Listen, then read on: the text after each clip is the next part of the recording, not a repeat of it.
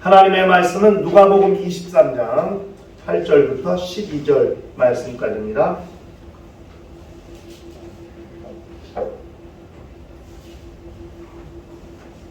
누가복음 23장 8절부터 12절까지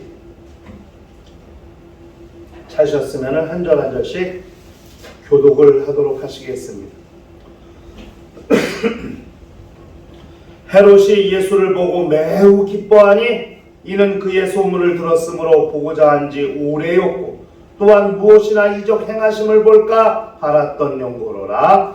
여러 말로 물으나 아무 말도 대답하지 아니하시니 대제사장들과 서기관들이 서서 힘써 고발하더라. 헤롯이 그 군인들과 함께 예수를 없인 여기며 희롱하고 빛난 옷을 입혀 빌라도에게 돌아보내니 다같이 헤롯과 빌라도가 전에는 원수였으나 당일에 서로 친구가 되니라. 아멘.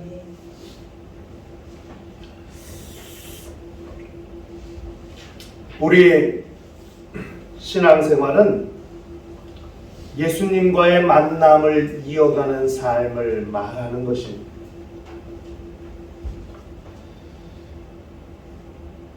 예수를 처음 만났을 때, 예수를 처음 믿었을 때 가졌던 기쁨과 감격과 감동과 그 눈물과 그것들을 일생 유지하고 기억하고 살 수 있는 것, 이것이 우리의 신앙생활이거든요. 이것이 매우 중요한 거예요.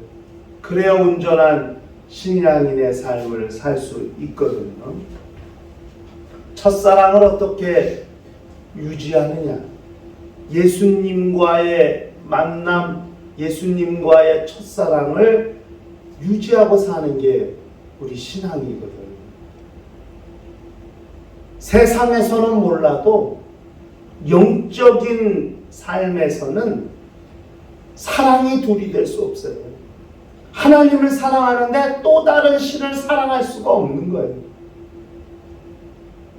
예수님을 사랑하는데 예수님 이외에 더 다른 것을 사랑할 수가 없는 거예요. 영적인 삶에서는 사랑을 나눌 수가 없어요. 영적인 삶에서는. 세상에서는 그럴 수 있죠. 이것도 사랑하고 저것도 사랑하고 그럴 수 있죠.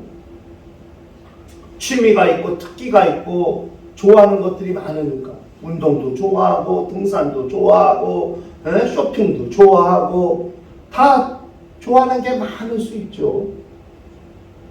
그러나 영적인 곳에서는 그것이 안 되는 겁니다. 하나님과 재물을 겸하여 섬길 수 없다. 하나님과 귀신의 상을 겸하여 섬길 수 없다. 이게 하나님의 말씀이거든요. 매우 중요한 것. 그렇기 때문에 하나님과의 사랑, 예수님과의 만남을 지속할 수 있는가. 이게 우리 신앙생활을 유지하는 매우 중요한 내용입니다. 이것이 유지되지 못하면, 이것이 식어지면 결국 신앙생활은 그냥 형식적인 것이 될 수 있고 결국 신앙인인지 비신앙인인지 구별이 되지 않을 정도로 그렇게 신앙이 퇴색해져 가는 거거든요. 첫사랑을 기억하는 것. 그냥 세상에서는 첫사랑이 추억이 되지만 하나님과의 첫사랑은 어제 일처럼 방금 일어났던 일같이 우리가 그렇게 기억이 되는 거죠. 성령을 받은 지 40년이 훨씬 넘었어요. 제가 그러니까 한 2년 3년 돼가는 것 같아요. 근데 지금도 그때의 장면이 생생하거든요. 내가 어떻게 가정예배 때 내가 성령을 받는데 1월 2일 날 중학교 1학년 1월 2일. 그때는 1월 1, 2, 3일이 공휴일이었어요. 1월 1일, 2일, 3일이 연휴였어요. 공휴일이었어요. 그래서 각 교회들마다 금식하면서 막 성경 읽고 막 그랬었죠. 요즘은 1월 1일만 공휴일이니까 그런 게 없어요. 집집마다 가정 예배 드리고 가정에서 금식하고 막 가정 예배 오전에 드리는데 그냥 뭐 눈물 콧물 다 쏟고 한 30분간 그냥 방언을 말하기 시작해요. 이게 혀가 어떻게 멈춰지지 않아. 멈추고 싶은데 멈춰지지가 않아. 그 장면과 기억을 지금도 잊을 수가 없거든요. 매우 그런 강한, 아주 강한 성경을 쓴 기자들이 예수께서 부활하시고 승천하신 지 30년이 지났는데도 그 예수님과 동행의 때 일어났던 그 공생의 기간에 일어났던 그 예수님이 행하셨던 일, 말씀하셨던 말씀을 30년이 지났는데도 그것을 기억해서 쓴 게 성경 아닙니까? 사복음서 아닙니까? 네? 어마어마. 그 충격과 그 감격은 30년, 40년이 지나도 결코 잊을 수 없는, 마치 어제 경험했던 일같이, 바로 지금 눈앞에서 일어난 일같이 그렇게 자세하게 그때 어떤 병자들이 왔으며 그때 중풍병자, 문둥이, 안진뱅이 그 사람의 이름까지, 바디메오라는 소경의 이름까지 기억하면서 그렇게 성경을 기록한 거 아니겠어요? 수십 년이 지나도 잊을 수 없고 수십 년이 지나도 결코 나몰라라 할 수 없는 강한 충격과 감동과 감격이 여전히 남아있고 흐려지지 않았기 때문에 성경을 기록하고 있는 거거든요. 그런 예수님과의 만남은 그런 강력한 감동이 있고 일생 동안 가도 여전히 그 감동이 사라지지 않을 만큼의 감동을 가지고 있는 거거든요. 그것이 우리의 신앙 생활이고 영적 생활이라는 것을 그걸 기억해야 돼요. 저는 원래 장로교에서 신앙생활을 시작했기 때문에 모태 신앙이기도 하지만 그래서 유아 세례를 받았기 때문에 침례를 받질 않았어요. 그래서 제가 신학교에 들어가는데 침례 증서를 내야 되는데 침례 증서가 없어요. 침례를 1989년도에 침례를 받았어요.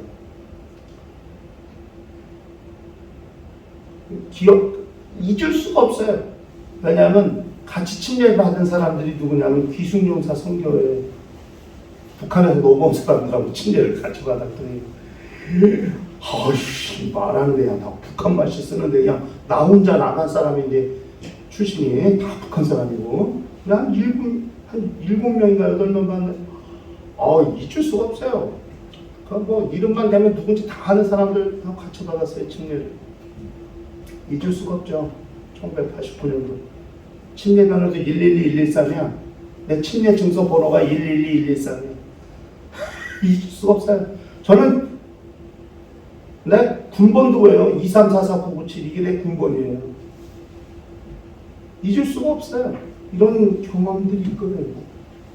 그것처럼 예수님과의 만남은 평생 잊을 수 없는 경험이 되어야 우리의 영적 생활이 온전한 영적 생활이 되는 거예요. 그거 기억하지 못하잖아요. 그거 잃어버리잖아요. 다 세상과 타협하게 되고 다 세상으로 돌아가 버리게 되는 겁니다. 우리는 그것을 기억했으면 좋겠어요. 오늘 본문에 정말 예수를 만나고 싶어 했던 한 사람이 나와요. 누구냐면 헤롯 임금이에요. 그래서 빌라도가 예수를 신문했는데 죄를 찾지 못해. 근데 사람들이 자꾸 자꾸 참소하니까, 난처하니까 헤롯이 예루살렘에 와 있다는 얘기를 듣고 빌라도가 얼른 헤롯에게로 보내버린 거거든요. 예수를 자기가 책임 안 지려고. 근데 그 밤중에 생각을 해보세요. 임금이 자고 있는데 누가 왔다 그러면 임금이 귀찮아가지고 야 내일 하자 이렇게 할 텐데, 그 밤중에 헤롯이 예수란 말을 듣고 옷을 다 갖춰 입고 나온 거예요. 왜? 예수가 너무 보고 싶은 거예요. 예수에 대한 소문을 들었고. 그런 헤롯과 주님과의 만남, 그 만남을 기록하고 있는 것이 오늘 본문인데, 이 헤롯과 예수와의 대화 중에 그런 헤롯과 예수의 만남을 기록하고 있는 이 본문에 세 부류의 인생이 나오는 겁니다. 예수를 만났던 세 부류의 인생, 그 인생들을 확인하면서 우리는 과연 어떠한 인생인가, 자기의 삶을 돌아보는 시간이 되었으면 좋겠습니다. 첫째는 헤롯의 기쁨이에요. 예수라는 말을 엄청 기뻐해서, 예수? 엄청 기뻐서 뛰어나왔어. 왜? 예수의 소문을 들었죠. 헤롯이라는 사람이 누구냐면, 침례 요한이 헤롯을 향해 헤롯을 질타하다가 목베임을 당한 거거든요. 헤롯이 누구냐면 동생의 아내를 취한 거예요. 헤롯이 형인데 동생이 빌립인데, 동생이 죽었는데 그 아내를 취해버렸어요. 그러니까 침례 요한이 당신이 동생의 아내를 취하는 것이 옳지 못하다고 막 하니까, 그 당시 침례 요한은 백성들의 지지를 얻고 있던 사람이란 말이에요. 근데 침례 요한이니까 헤롯이 아주 이게 낭처해가지고, 왜 침례 요한을 죽이고 싶은데 민심이 두려워서 죽이지는 못하고 그 양심에 가책받고 니까, 그 헤롯의 아내가 헤로디아라는 여자인데, 헤로디아가 딸하고 작당을 한 거죠.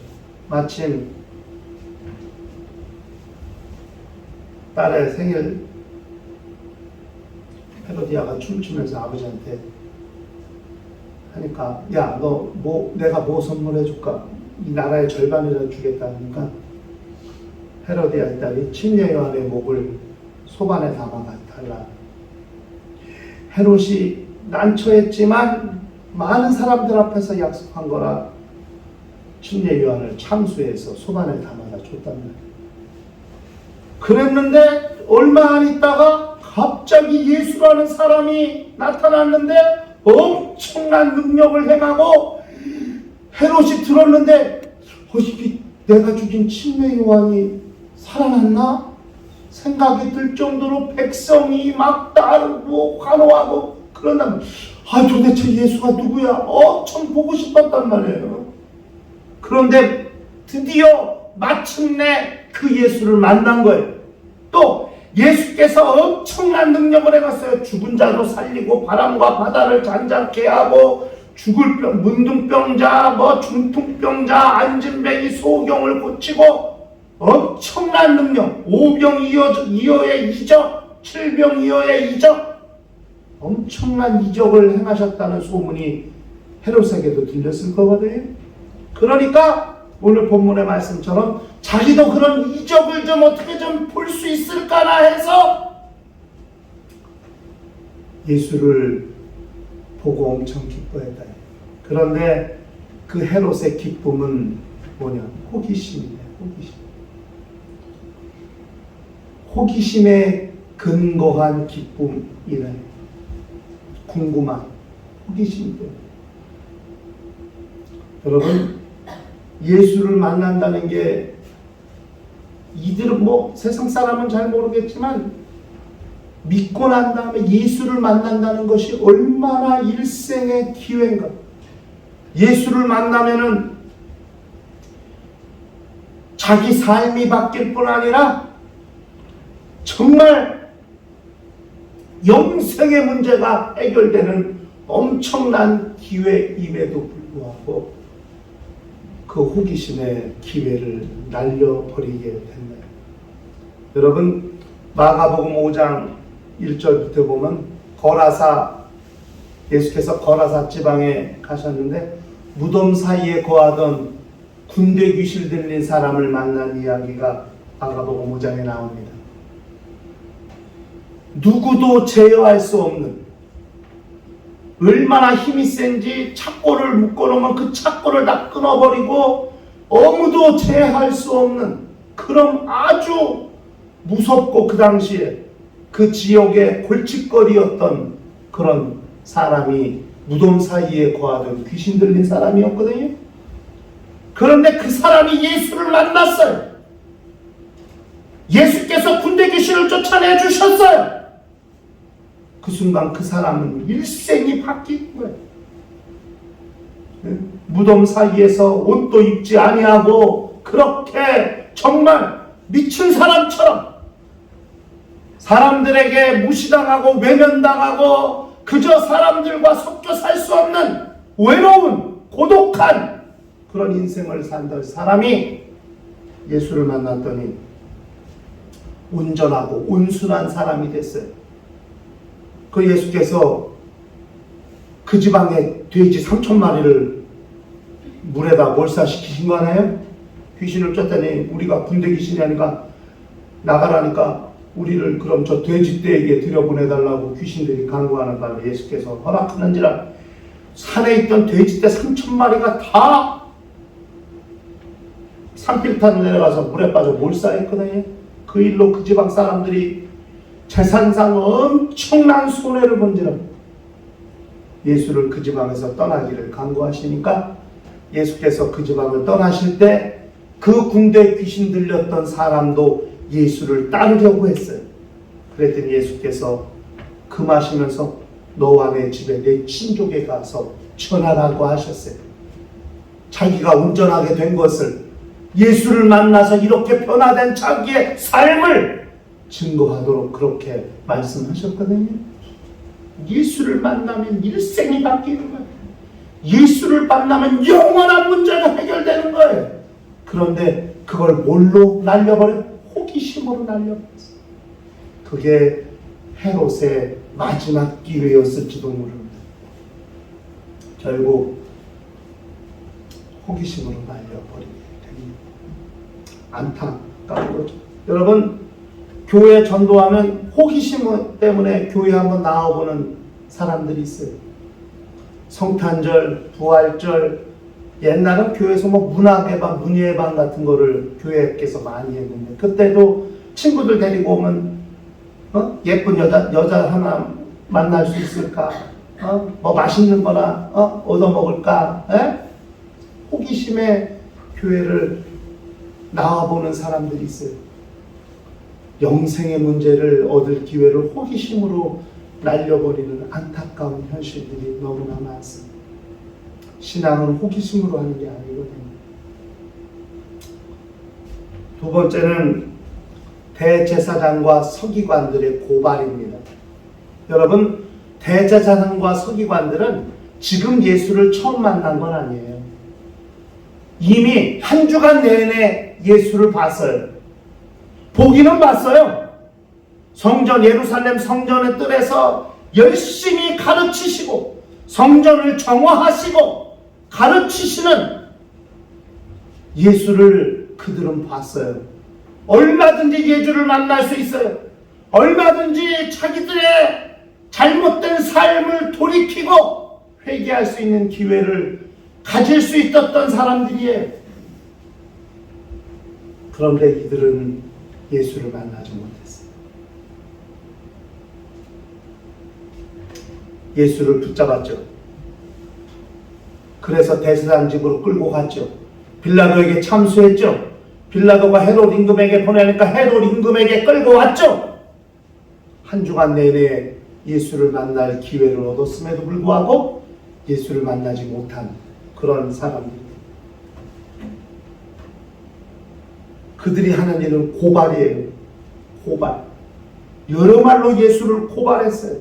여기 고발이라는 말이 카테고레오라는 말입니다. 이게 명사로는 카테고라스라는 말인데, 카테고로스. 이게 고발이란 말이 사단이라는 뜻을 같이 가지고 있는 거예요. 그러니까 지금 이들이 예수를 고발하는 건 자기들이 뭐가 되고 있냐? 사단이 되고 있다는 걸 말합니다. 하나님의 원수. 이게 얼마나 안타까운 일입니까? 누구예요? 대제사장과 서기관들이에요. 하나님을 가장 잘 섬길 뿐 아니라 성경을 가장 잘 안다고 자부하던 대제사장과 서기관들이 지금 무엇이 되고 있다? 사단이 되고 있다. 왜? 예수를 만나지 못했기 때문입니다.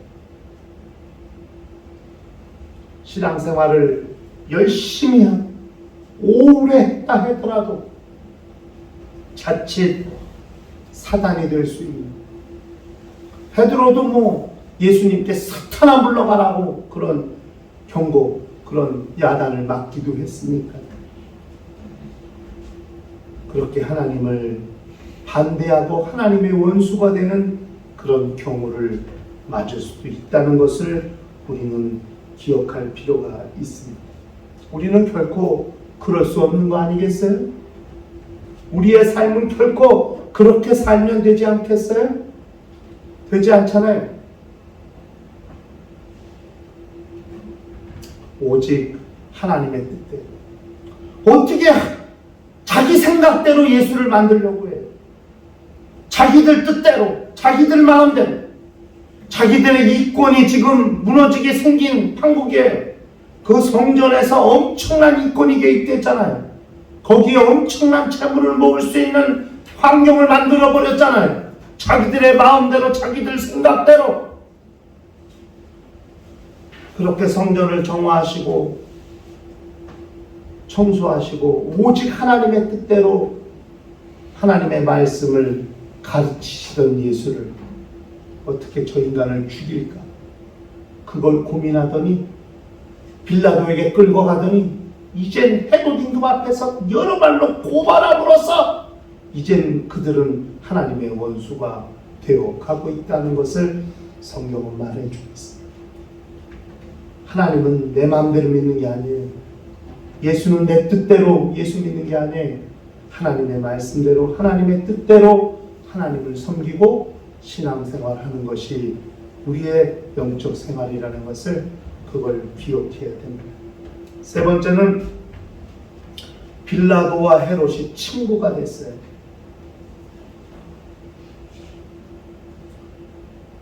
이들은 원래 원수지간이었어요. 왜냐하면 정치적인 입장이 다르니까. 빌라도는 지배국인 로마에서 파견된 사람 총독이고, 헤롯은 이스라엘의 분봉왕으로서 이스라엘을 통치하는 사람이기 때문에 하늘의 태양이 둘이 될 수 없는 것처럼 그렇게 이스라엘을 다스리는 두 사람이 있는 거거든요. 그러니까 서로 관계가 좋을 리가 없죠. 그런데 이날 단 하루 만에, 단 몇 시간 만에 이 둘이 친구가 되었는데 그 친구가 된 원인은 바로 예수님 때문입니다. 헤롯은 예수를 엄청 만나고 싶은 호기심이 충족되지 않았죠. 왜? 이 말로 물어보고 저 말로 물어보고 했는데도 예수가 뭐 하셨어요? 침묵으로 일관하셨거든요. 그러니까 그 호기심이 갑자기 변해서 증오심이 되고 그런 본래의 사악함과 그 죄성을 드러내게 되죠. 헤롯 임금이. 그래서 일찍이 예수는 헤롯 임금에 대해서 여우라고 말했어요. 저 여우에게 가서 구하라. 내가 오늘과 내일과 모레 귀신을 쫓아내고 3일에 완전해지리라. 그죠? 여우라고 그렇게 간악하고 사악한 사람이라는 것을 예수는 일찍이 간파하셨고 그 헤롯 앞에서 아무 말씀도 하시지 않았습니다. 그런 호기심이 충돌짓지 않으니까 예수를 조롱하고 희롱하고 무시하고 오죽하면 빛난 옷을 입혀서 빌라도에게 도로 보냈을까요?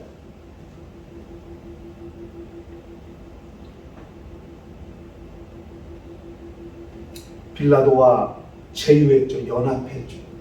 친구란 말이 연합, 제휴라는 말이거든요.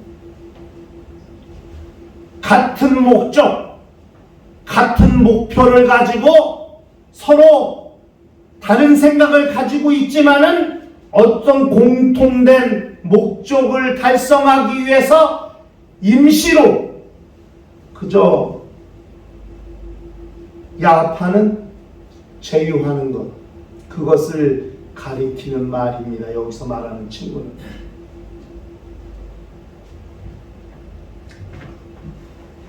예수의 반대편에 서기 위해서, 예수를 죽이는 일을 하기 위해서 결국 빌라도와 헤롯은 제휴를 맺게 되고 연합하게 되고 결국 예수를 죽음으로 몰고 가게 됩니다.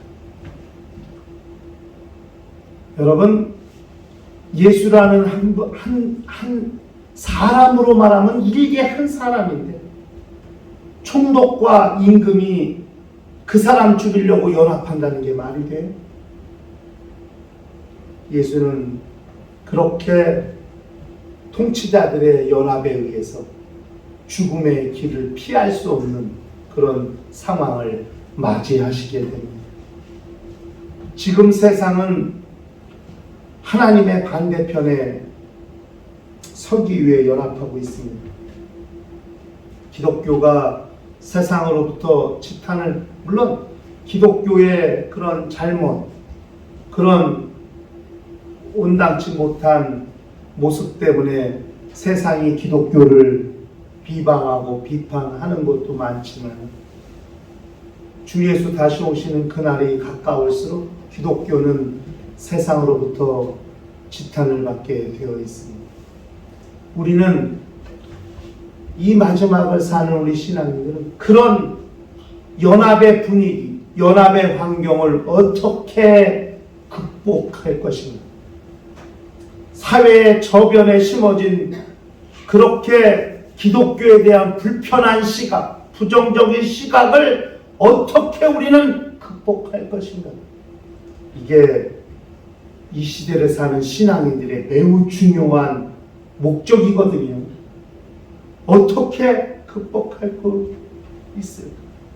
예수와의 관계를, 만남을 계속 유지하면서 그 사회의 불편한 시각을 어떻게 극복할 수 있습니까?